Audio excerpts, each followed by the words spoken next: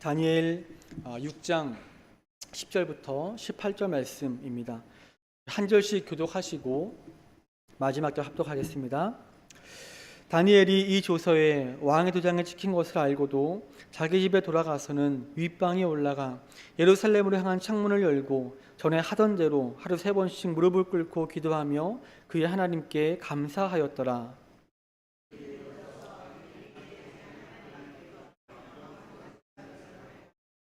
이에 그들이 나아가서 왕의 금령에 관하여 왕께 아뢰되, 왕이여, 왕이 이미 금령에 왕의 도장을 찍어서 이제부터 30일 동안에는 누구든지 왕 외에 어떤 신에게나 사람에게 구하면 사자굴에 던져넣기로 하지 아니하였나이까 하니, 왕이 대답하여 이르되, 이 일이 확실하니 메대와 바사에 고치지 못하는 규례니라 하는지라.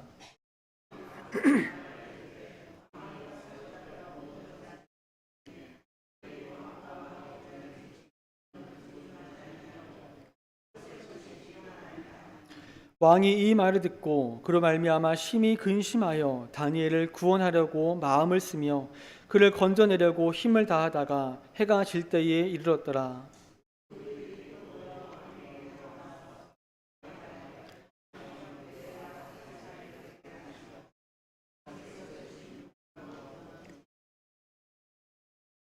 이에 왕이 명령하매 다니엘을 끌어다가 사자굴에 던져 넣는지라. 왕이 다니엘에게 이르되, 내가 항상 섬기는 너의 하나님이 너를 구원하시리라 하니라.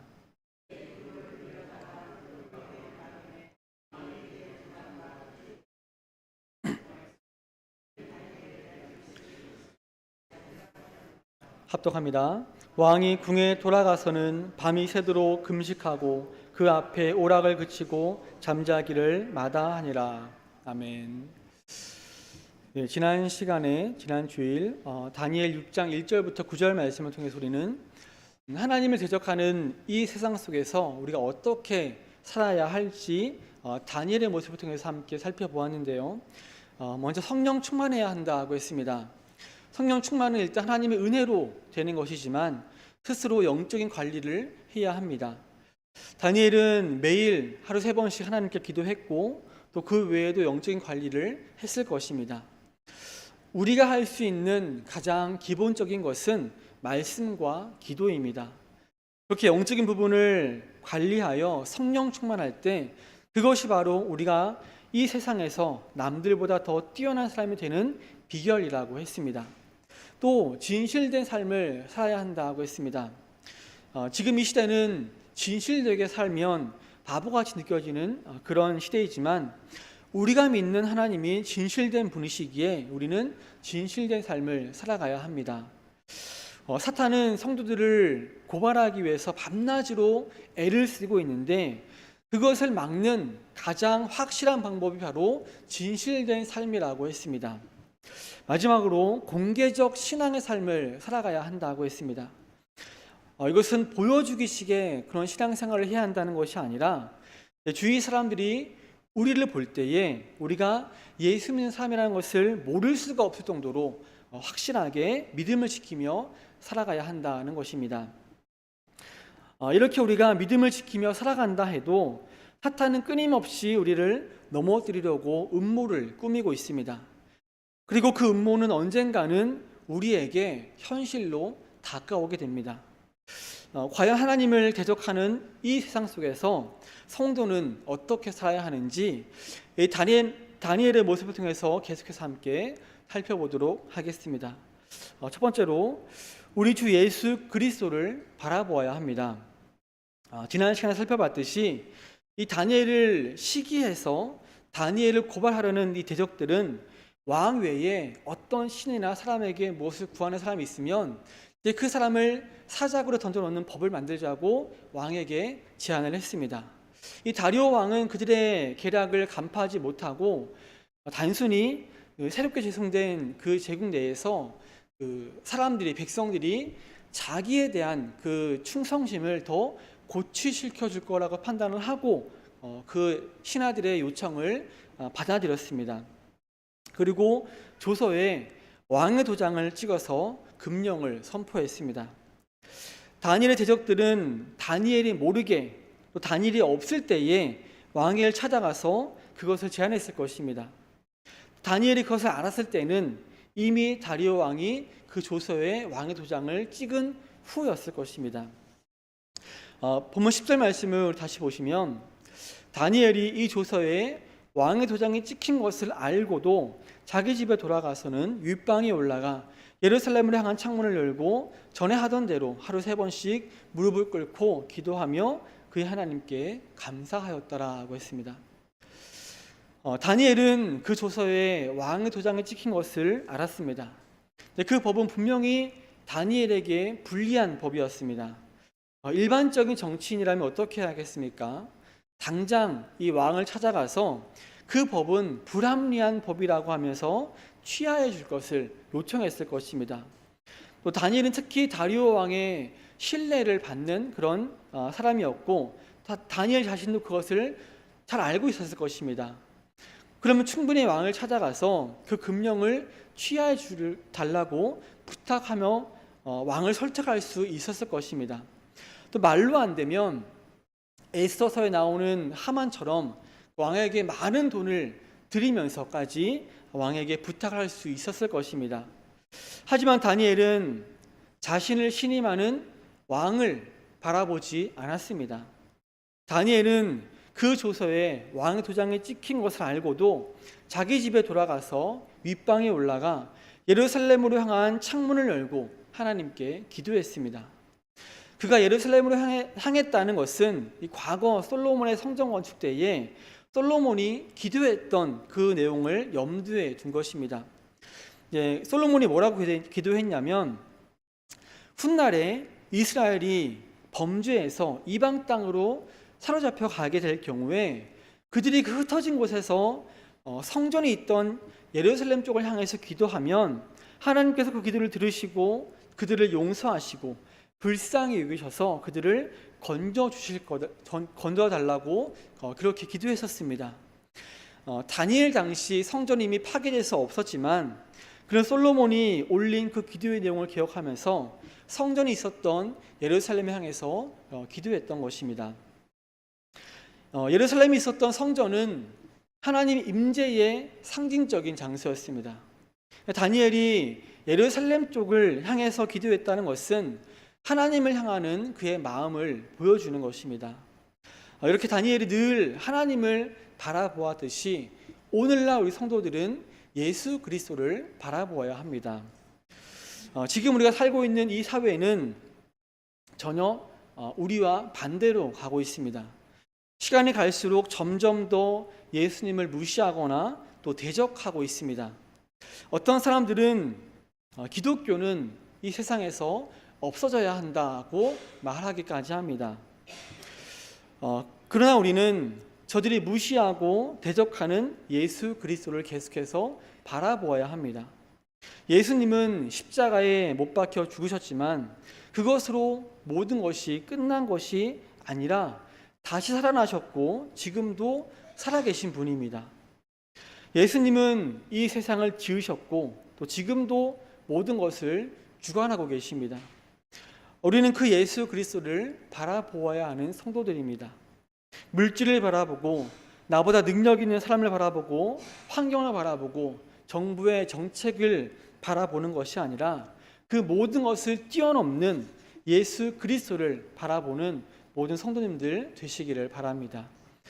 두 번째로 우리는 전에 행하던 대로 신앙을 지켜야 합니다. 우리 10절 말씀을 다시 보시면 다니엘이 예루살렘으로 향한 창문을 열고 기도했던 것은 전에 하던 대로 하던 일이었습니다. 다니엘은 전에 하던 대로 하루 3번씩 무릎을 꿇고 기도했습니다. 다니엘은 하나님을 섬기는 자기 민족이 망하고 이방 나라에 포로로 끌려왔지만 하나님만이 참된 신이라는 것을 알았습니다. 그래서 그는 우상에 득실되는 이방 땅에서도 하나님을 향한 신앙을 포기하지 않고 하루 3번씩 하나님께 기도했습니다. 쉬지 않고 기도하며 자신의 신앙을 지켜나갔습니다. 규칙적으로 기도하며 자신의 신앙을 지켜나갔습니다. 그렇게 꾸준하게 기도하며 신앙을 지켜나감으로 다니엘은 자신의 마음을 이 세상에 빼앗기지 않았습니다. 다니엘이 그렇게 전에 하던 대로 꾸준하게 자신의 신앙을 지키며 기도했기 때문에 그 대적들이 다른 사람이나 또 신에게 기도하는 사람을 사자굴에 던져놓자고 하는 법을 만들자고 했던 것입니다. 결국 그들의 소원대로 그런 악법이 만들어졌습니다. 그런데 다니엘은 그것을 알고도 전에 하던 대로 계속해서 하나님께 기도했습니다. 다니엘이 죽음을 각오하고 기도했다는 것입니다. 다니엘은 조서에 왕의 도장이 찍힌 것을 알고 에이, 설마 왕이 나를 진짜 사자굴에 던져넣겠어? 왕이 나를 얼마나 좋아하는데, 나를 얼마나 신뢰하는데 이런 안일한 마음을 가지지 않았습니다. 본문에 알고도라는 이 단어는 확실히 알았음에도 불구하고라는 의미입니다. 이 다니엘의 대적자들이 다니엘 몰래 음모를 꾸미고 왕으로 하여금 그런 금령을 반포하게 했지만 그 금령이 반포된 직후 이 총리인 다니엘은 그 금령의 내용에 대해서 확실하게 깨달아 알게 되었습니다. 그리고 다니엘은 그 금령을 접하는 순간 자신을 시기하는 간악한 무리들이 그 같은 금령을 반포하도록 음모를 꾸몄으며 그들이 자신을 고발할 것이라는 사실을 또 알았습니다. 즉 자신이 전에 하던 대로 기도하게 되면 어떤 일이 벌어지게 될 것인지 확실하게 알았다는 것입니다. 그럼에도 불구하고 다니엘은 기도하는 것을 멈추지 않았습니다. 전에 하던 대로 기도했습니다. 이는 그가 하나님께 기도하는 것을 자신의 목숨보다 더 중요하게 생각했기 때문입니다. 죽음을 각오하고 기도했다는 것이죠. 이것은 그 무엇도 심지어 죽음조차도 다니엘이 기도하는 것을 멈추게 할 수 없었다는 것을 보여줍니다. 또한 다니엘의 신앙생활을 조금도 변화시킬 수가 없었다는 것입니다. 여러분이 만약 그 당시 다니엘이었다면 어떻게 하셨겠습니까? 저는 다니엘처럼 하지 못했을 것 같습니다. 기도를 하긴 해야겠으니 하루 3번이 아니라 2번만 하되 날이 새기 전 새벽에 그리고 날이 어두워서 밤에 이렇게 했거나 아니면 하루 3번 기도를 하되 창문을 닫고 아무도 볼 수 없게 커튼을 치고 기도하거나 아니면 밖에서 볼 수 없는 다른 방에 가서 기도를 했을 것 같습니다. 다니엘도 그렇게 할 수 있지 않았겠습니까? 한 나라의 총리라면 다른 누구보다도 더 법을 잘 지켜야 합니다. 국회에서 청문회하는 걸 보십시오. 자녀의 병력 비리나 또 위장 전입이나 부동산 투기 등의 그런 문제가 그들의 발목을 잡는 것을 볼 수 있습니다.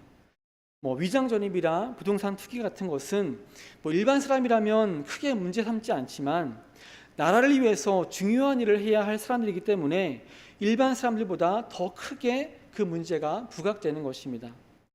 다니엘이 총리라는 그런 공직이 있는 사람으로서 그런 법을 핑계대며 기도하는 것을 30일 동안 멈추거나 아니면 숨어서 기도해도 아무도 뭐라 할 사람이 없었을 것입니다. 아마도 많은 성도들이 다니엘과 같은 그런 상황을 만나게 된다면 전에 하던 대로 기도하지 못했을 것입니다. 그러면서 이런저런 합당하다고 생각되는 핑계를 댈 것입니다.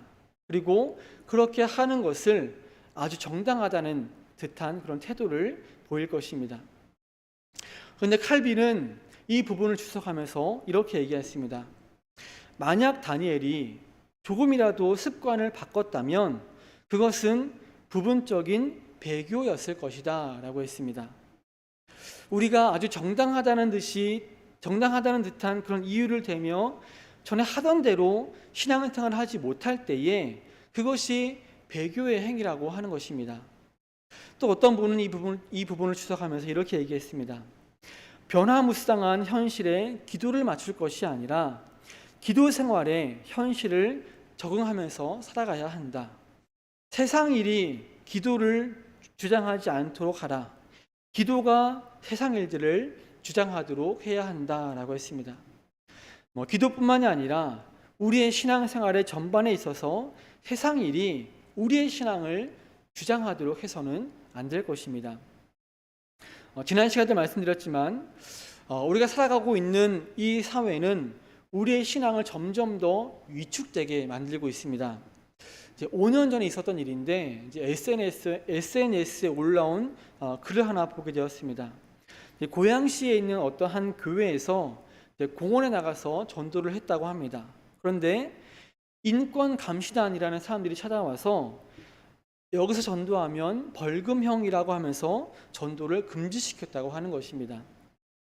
그래도 또 전도를 하고 있는데 다른 사람들이 신고를 해서 감시단을 불러와서 또 경고를 주었다고 합니다. 만약 우리나라에서도 차별금지법이 통과된다면 전에 행하던 우리의 신앙은 헌법을 통해서 규제받을 수가 있습니다. 정말 그런 날이 오게 된다면 여러분은 어떻게 하시겠습니까? 다니엘은 전에 하던 대로 기도하여서 그 후대의 신앙인들에게 아주 훌륭한 신앙의 규감이 되었습니다. 이 사회가, 이 세상이 우리의 신앙을 억누르고 억압한다고 해서 거기에 위축되지 말고 전에 하던 대로 신앙을 지켜나가시기를 바랍니다. 죽음을 각오하고 여러분의 신앙을 지켜나가시기를 바랍니다. 그래서 하나님을 기쁘시게 하며 우리의 후대들에게 훌륭한 그런 신앙의 규감이 되는 모든 성도님들 되시기를 바랍니다. 세 번째로 우리는 하나님 앞에 자신을 낮추고 하나님을 의지해야 합니다. 다니엘은 하나님께 기도할 때 무릎을 꿇고 기도했습니다. 기도할 때 반드시 무릎을 꿇어야 하는 것은 아니지만 이 다니엘이 기도할 때 무릎을 꿇었다는 것은 하나님을 향한 그의 태도를 보여주는 것입니다. 하나님 앞에 무릎을 꿇는다는 것은 먼저 그의 겸손함을 보여주는 것입니다. 무릎 꿇는 자세는 종이 상전 앞에서 취하는 기본적인 자세입니다. 다니엘은 이 메대 제국의 3명의 총리 중에서도 왕의 신임을 가장 많이 받는 총리였습니다. 또 나이가 지긋한 노인이었습니다. 그 나라에 다니엘보다 높은 사람은 왕밖에 없었습니다. 그럼에도 다니엘은 무릎을 꿇었습니다. 다리오 왕 앞에 무릎을 꿇은 것이 아니라 이 세상의 왕 대신 하나님 앞에 무릎을 꿇었습니다. 다니엘은 정말 높은 자리에 올라갔지만 절대로 하나님 앞에 교만하지 않았습니다. 혹시 여러분 중에 다니엘과 같이 높은 자리에 올라가신 분이 계십니까? 혹은 올라갔었던 분이 계십니까? 혹시 나중에 청년들 여기 있는데 다니엘처럼 높은 자리에 혹은 그보다 더 높은 자리에 올라간다 할지라도 절대로 하나님 앞에 교만하지 말고 늘 겸손하시기를 바랍니다. 우리의 진정한 왕은 바로 하나님이십니다. 다니엘이 하나님 앞에 무릎을 꿇어 기도했다는 것은 또한 항복의 기도를 의미합니다. 무릎 꿇음은 항복의 자세입니다. 다니엘은 결코 이 메데 바사 제국의 법령 앞에 무릎을 꿇지 않았습니다. 그 법령 앞에 항복하지 않았습니다. 오히려 그는 죽을 수 있는 위험 앞에서도 오직 하나님 앞에 무릎을 꿇었습니다. 또한 다니엘이 하나님 앞에 무릎을 꿇었다는 것은 하나님을 경외하고 존경한다는 것을 의미합니다. 다니엘은 충실한 사람으로서 이 다리오 왕을 항상 잘 섬기고 또 그를 향한 존경의 표시를 했을 것입니다. 하지만 다니엘은 하나님보다 다리오 왕을 더 존경할 수가 없었습니다. 다니엘이 가장 존경하고 경외하는 분은 바로 하나님이었습니다. 또한 다니엘이 무릎을 꿇었다는 것은 그가 하나님께 간청할 준비가 되었다는 것입니다. 다니엘은 애원의 기도를 드렸습니다. 요즘 우리는 대부분 이제 의자에 앉아서 기도를 드리지만 뭔가 우리가 더 간절하게 애원할 게 있으면 의자 위에 올라가거나 아니면 바닥에 무릎을 꿇고 기도를 합니다. 그만큼 간절하다는 것을 표시하는 것이죠. 다니엘이 무릎을 꿇고 기도했다는 것은 생명을 바치는 태도입니다. 그는 마음을 다하고 뜻을 다하고 힘을 다해서 하나님께 기도드렸습니다. 다시 말해 하나님을 향한 그의 열정을 나타내는 것입니다. 또 다니엘이 무릎을 꿇었다는 것은 충성의 기도를 드렸다는 것입니다. 무릎 꿇는 자세는 종이 상전의 명령을 기다리는 태도입니다. 주인의 입에서 떨어지는 분부를 즉시 받아 충성을 다하려고 기다리는 그런 태도입니다. 다니엘이 무릎을 꿇어서 기도한 것에 대해서 여러 가지 의미를 부여해서 설명을 드렸지만 기도할 때 우리가 반드시 무릎을 꿇고 기도해야 한다는 것이 아니라 하나님 앞에 자신을 낮추어야 한다는 것을 말씀드리는 것입니다. 이 세상은 너무나 오만방자하여 사람들은 자기들을 만드신 하나님 위에 올라서려고 합니다. 그래서 그들은 우리 기독교와 또 기독교인들을 아주 만만하게 생각합니다. 교회와 성도들에 대해서 저들은 항상 자기들이 갑의 위치에 있다고 생각을 합니다. 그래서 조그만 거 하나라도 꼬투리 잡으면 마치 당연히 그래도 되는 것처럼 큰 소리를 치고 우리를 막대합니다. 저들이 무시하고 짓밟는 하나님 앞에 우리 자신을 낮추게 되면 우리 자신이 더 초라해 보일 수도 있겠죠. 하지만 다니엘서를 계속해서 읽어보시면 그렇지 않다는 것을 알 수 있습니다. 우리가 하나님 앞에 자신을 낮출 때에 하나님께서는 우리를 더 높여주실 것입니다. 다니엘은 이전부터 하나님 앞에 무릎을 꿇고 기도하며 자신을 낮추었습니다. 그래서 하나님께서 다니엘을 이 메대 바사 제국의 총리로 세워주신 거 아니겠습니까? 다니엘은 그 이전에도 고위직에 있었던 사람이었고 또 메대 바사 제국에서도 총리로서 높은 자리에 올라갔습니다. 그럼에도 그는 하나님 앞에 자신을 낮추었습니다. 하나님 앞에 자신을 낮춘다는 것은 하나님을 의지할 수밖에 없다는 것입니다. 교만하면 하나님을 의지하지 않습니다. 자기 힘으로 자기 능력으로 하려고 합니다. 하나님을 모르는 사람들이 주로 의지하는 것은 물질이죠. 또 자신의 능력이나 혹은 주위 사람을 의지하게 됩니다. 그런 것들을 의지해서 문제를 해결하려고 하고 또 더 높은 곳에 올라가려고 합니다. 그러나 우리가 아무리 많은 물질을 가지고 있다 할지라도 또 아무리 많은 능력을 가지고 있다 할지라도 또 우리 주위에 힘써줄 만한 그런 사람이 아무리 많이 있다 할지라도 하나님이 불어버리시면 아무것도 아닙니다. 그러므로 물질 앞에 굴복하고 이 세상 권력자나 법률 앞에 무릎을 꿇는 것이 아니라 오직 하나님 앞에 자신을 낮추며 하나님을 의지하는 모든 성도님들 되시기를 바랍니다. 마지막 네 번째로 우리 하나님께 감사해야 합니다. 10절 마지막 부분을 보시면 그의 하나님께 감사하였더라고 했습니다. 지금 다니엘이 처한 상황은 감사할 수 있는 상황이 아닙니다.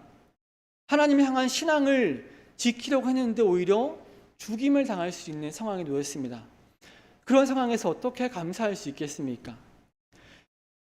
금령이 반포된 것을 알게 되었을 때 아니 하나님 이게 어떻게 된 일입니까? 저 악한 자들이 그 악한 법을 세워서 나를 모해하고 죽이려고 합니다. 하나님 저 좀 도와주세요. 저 좀 살려주세요 라고 하나님을 원망하거나 또 살려달라고 간구해야 하지 않겠습니까? 근데 다니엘은 그런 상황 속에서도 하나님께 감사했습니다. 그런 다니엘의 모습을 보시는 하나님의 마음이 어떻겠습니까? 성경에는 그런 내용이 나오지 않지만 어려운 상황 속에서도 감사하는 다니엘의 모습을 보신 하나님께서 감동하지 않으셨겠습니까? 다니엘처럼 우리가 인간적으로는 감사할 수 없는 상황이 닥쳐온다 할지라도 항상 감사하시길 바랍니다. 어떤 사람이 그렇게 모든 상황에서도 하나님께 감사할 수 있을까요? 하나님의 절대 주권 사상을 믿는 사람이 모든 상황에 하나님께 감사할 수 있습니다. 다리오 왕이 조서에 왕의 도장을 찍어서 반포한 금령은 다니엘 개인에게는 분명히 피해를 주는 법이었습니다. 좋은 것이 아니었습니다. 그 법은 분명히 다니엘을 대적하는 자들이 다니엘을 시기해서 그를 고발하기 위해서 만든 법이었습니다. 그 일은 분명히 하나님을 배제하고 일어난 것처럼 보였습니다. 그러나 이 세상 모든 일은 하나님의 허락 없이 일어나는 일이 하나도 없습니다. 하나님 백성을 대적하고 또 하나님을 대적하는 일이 일어난다 할지라도 그 일은 하나님의 섭리 안에 이루어지는 것입니다. 우리나라에서도 만약에 차별금지법이 언젠간 통과되고 또 동성결혼이 합법화된다 하더라도 그것도 하나님의 섭리 안에 이루어지는 것입니다. 하나님은 당신의 뜻대로 이 세상을 움직여 가십니다. 하나님의 허락 없이는 그 어떠한 일도 일어날 수가 없다는 것입니다. 지금 이 사회가 점점 더 하나님을 멀리하고 하나님을 대적하는 쪽으로 흘러가고 있지만 이것도 다 하나님의 섭리 안에 있다는 것입니다. 이런 하나님의 절대 주권 신앙을 소유할 때 우리는 항상 하나님께 감사할 수 있는 것입니다. 우리는 하나님이 하시는 일들을 다 이해할 수가 없습니다. 여러분은 교통사고가 났는데 감사할 수 있겠습니까? 제가 예전에 있던 교회에 한 집사님이 교통사고가 났습니다. 그래서 병원에 입원해서 이런저런 검사를 하다가 혈액암을 발견하게 되었습니다. 그때 사고가 나지 않았다면 그 집사님은 지금 이 세상에 없을 것입니다. 사고가 났기 때문에 암을 발견하게 되었고 또 그에 대한 치료도 일찍 시작할 수 있게 된 것입니다. 아직 교회를 위해서 할 일이 남아 있으니까 하나님께서 그때 사고가 나게 하셨고 또 지금은 계속 치료를 받으면서 열심히 교회를 섬기고 있습니다. 그러니까 그때 사고 난 것이 얼마나 감사한 일입니까? 그러니까 지금 당장은 이해할 수 없지만 또 지금 당장은 도대체 하나님이 나한테 왜 이러시는지 원망의 마음이 들 수도 있지만 시간이 지나면 그 모든 것이 감사의 대상이 되어 있을 것입니다. 힘들고 어려운 상황이 닥친다 해도 또 이해할 수 없는 일들이 일어난다 해도 항상 감사하시길 바랍니다. 그래서 하나님을 감동시켜 드리는 모든 성도님들 되시기를 바랍니다. 다니엘이 전에 하던 대로 자기 집에 돌아가서 예루살렘을 향한 창문을 열고 기도했을 때 그 대적들은 마치 기다리고 있었다는 듯이 왕에게 달려가서 다니엘을 고발합니다. 그들은 다니엘을 고발할 때에 이 다니엘을 메대 제국의 총리라고 칭하지 않고 과거 바벨론 제국에 의해서 포로로 끌려온 유다 자손이라고 稱합니다. 13절 말씀 보시면 그들이 왕 앞에서 말하이르되 왕이여 사로잡혀온 유다 자손 중에 다니엘이 왕과 왕의 도장에 찍힌 금령을 존중하지 아니하고 하루 3번씩 기도하나이다 라고 고발합니다. 다니엘은 지금 메대 제국의 합법적인 총리의 신분을 가진 사람이며 또 그가 포로로 끌려온 것은 적어도 60여 년 전에 아주 오래된 일이기 때문에 굳이 그들이 그렇게 다니엘을 사로잡혀 온 자라고 칭할 이유가 없었습니다. 그들은 다니엘을 의도적으로 무시하고 불명예스럽게 만들고자 이렇게 칭한 것입니다. 칼빈은 이에 대해서 주석하기를 메대 제국의 통치자 입장에서는 과거 바벨론 제국의 일원이었던 사람이 왕의 금령을 위반해서도 참을 수 없는 일이었을 것인데 하물며 바벨론 제국 시대에 먼 나라에서 포로로 끌려온 자가 왕의 금령을 위반했다면 이는 더욱더 참을 수 없는 모욕적인 일이 되고 말 것이다 라고 해석을 하고 있습니다. 대적들은 바로 그런 점을 노리고 다니엘을 총리라 부르지 않고 포로 출신의 적급한 사람으로 불렀던 것입니다. 또한 그들은 다니엘이 왕과 왕의 도장에 찍힌 금령을 존중하지 아니하고 라고 말했습니다. 존중하지 않았다는 것은 전혀 주의를 기울이지 않았다 또는 전혀 고려하지 않았다는 의미입니다. 이 대적들은 다니엘이 왕이 승인한 금령을 존중하지 않았다고 말합니다. 그런데 여기서 한 걸음 더 나아가서 그들은 다니엘이 왕도 존중하지 않았다라고 말합니다. 다니엘이 왕의 금령을 알고도 신앙을 지키기 위해서 그것을 어긴 것은 사실이지만 그렇다고 해서 이 다니엘이 왕까지 무시한 것은 아니었습니다. 다니엘은 그 금령과 관계없이 다리오 왕을 존중하고 있었습니다. 그런데 그 간악한 대적자들은 사실을 왜곡함으로 다니엘의 죄상을 더 무겁게 만들려고 했던 것입니다. 근데 다행히도 대적자들이 그렇게 말했다고 해서 다니엘에 대한 다리오 왕의 그 마음이 바뀌지 않았다는 것입니다. 그들의 보고를 듣고 나서 이 다리오 왕은 심히 근심하여 다니엘을 구원하려고 마음을 쓰며 또 그를 건져내려고 힘을 다했습니다. 다리오 왕은 아마 오전이나 또 정오쯤에 그 보고를 받았을 것입니다. 그 보고를 받은 후에 다리오 왕은 이런저런 문서들을 찾아보면서 다니엘을 구원하기 위해서 최선을 다했을 것입니다. 그러다가 해가 질 때가 되었습니다. 그러자 대적들이 다시 찾아와서 왕을 재촉합니다. 결국 다리오 왕은 어쩔 수 없이 이 다니엘을 사자굴에 던져 넣었습니다. 성도 여러분, 이 악한 세상 속에서 점점 더 하나님을 대적하는 이 세상 속에서 우리가 다니엘과 같이 끝까지 믿음을 지키게 되면 우리 역시 사자굴에 던져질 수가 있습니다. 우리의 대적은 아주 신속하게 우리를 사자굴에 던져 넣으려고 할 것입니다. 우리는 어떻게 손쓸 겨를도 없이 사자굴에 던져지게 될 것입니다. 다니엘이 이 사자굴에 던져질 때에 얼마나 무서웠겠습니까? 얼마나 외롭고 얼마나 억울하고 얼마나 고통스러웠겠습니까? 우리가 사자굴에 던져지게 되더라도 마찬가지일 것입니다. 아무리 믿음 좋은 사람이라 할지라도 으르렁거리는 그 사자 앞에서 무섭지 않을 사람은 한 명도 없을 것입니다. 또 외부와 철저하게 단절된 상황에서 외롭지 않을 사람은 없을 것입니다. 또 말도 안 되는 악법으로 인해서 사자굴로 던져졌다는 것을 생각할 때 억울하지 않을 사람도 아마 한 사람도 없을 것입니다.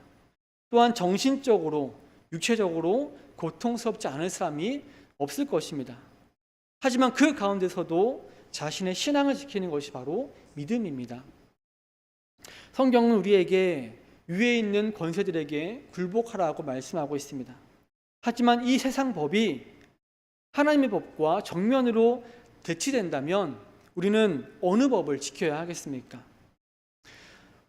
우리가 지금은 이 세상에 속해 있지만 우리의 본향은 하나님 나라입니다. 우리의 소속은 하나님의 나라입니다. 그곳이 우리가 영원히 거할 곳입니다. 그렇다면 우리는 당연히 하나님의 법을 지켜야 하는 것입니다. 예수님을 한번 생각해 보십시오. 예수님이 무슨 죄가 있습니까? 그런데 예수님은 우는 사자같이 달려드는 종교 지도자들과 로마 군병들에 의해서 그 몸이 상하셨습니다. 예수님이 잡혀가실 때에 3년 동안 함께 따라다녔던 제자들이 모두 도망가 버리고 혼자 남게 되었습니다. 인간적으로 얼마나 억울한 일입니까? 예수님은 육체적으로도 심한 고난을 받으셨지만 정신적인 고통은 더 심했을 것입니다. 그 예수님을 기억하고 바라보시면서 전에 하던 대로 끝까지 여러분의 그 믿음을 지켜나가시기를 바랍니다. 세상은 그 예수 그리스도를 무시하고 대적하지만 오히려 여러분은 그 주님 앞에 자신을 낮추고 주님만 의지하시기를 바랍니다. 사자굴로 던져지는 그런 감사할 수 없는 상황에서도 오히려 감사하시기를 바랍니다. 그래야 하나님을 감동시켜드리며 우리 후대들에게 훌륭한 신앙의 귀감이 되는 모든 성도님들 되시기를 주님의 이름으로 축원합니다. 우리 시간